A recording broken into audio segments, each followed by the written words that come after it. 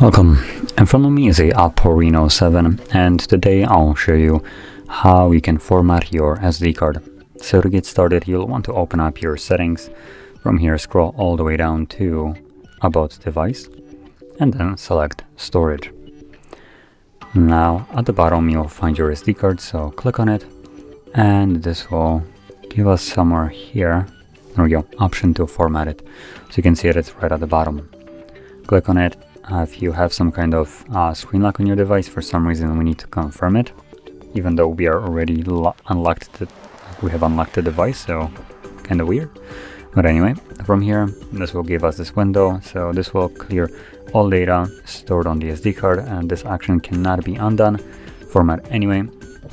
So this explanation is fairly vague for people that don't really know what this does. So let me quickly elaborate on this. Formatting basically removes any kind of thing that you would store on that card. Any kind of music, photos, applications, documents, anything of that sort.